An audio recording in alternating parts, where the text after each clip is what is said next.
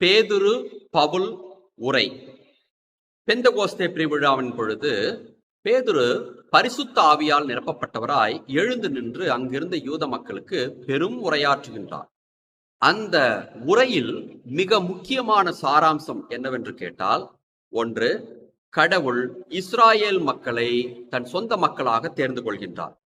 இரண்டாவது, பாலை நிலத்தில் அவர்களை வழிநடத்தி வந்து அவர்களுக்கென்று ஒரு தனி தேசத்தை தருகின்றார். மூன்றாவது, அவர்களை வழிநடத்துவதற்கு அரசர்களை ஏற்படுத்தி கொடுக்கின்றார். நான்காவது, காலம் நிறைவுற்ற பொழுது தன் சொந்த மகன் இயேசுவையே அனுப்பி அவர்களை மீட்பராக இருந்து காப்பாற்றும் வண்ணம் அனுப்புகின்றார்.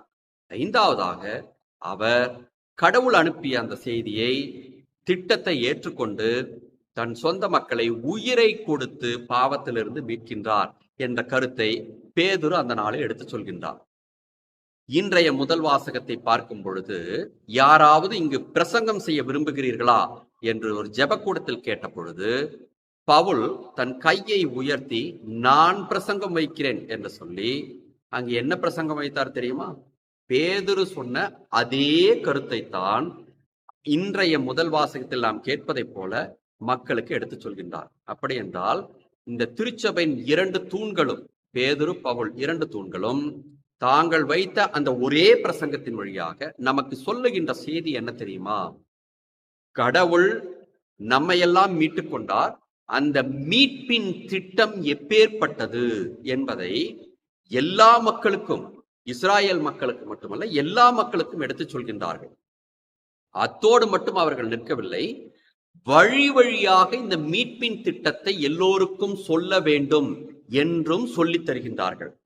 நாம் தெரிந்து கொள்ள வேண்டிய பாடம், மீட்பின் திட்டத்தை பெரியவர்களாக இருந்து நாம் தெரிந்து கொண்டோம். அதே மீட்பின் திட்டத்தை யாருக்கும் சொல்லித்தர வேண்டும்? நமது குழந்தைகளுக்கும் சொல்லித்தர வேண்டும். எப்படி சொல்லித் தருவது? நாளை மே மாதம் 1ஆம் தேதி எல்லா பங்குகளிலுமே கோடைகால விவிலிய வகுப்புகள் நடைபெறும். VBS என்று சொல்வார்கள் அல்லவா? அதற்கு நமது குழந்தைகளை அனுப்ப வேண்டும். அப்பொழுதுதான் அந்த குழந்தைகள் மீட்பின் திட்டம் என்றால் என்ன, கடவுள் எவ்வாறு நம்மை எல்லாம் மீட்டு கொண்டார் என்பதை பற்றியெல்லாம் தெரிந்து கொள்வார்கள்.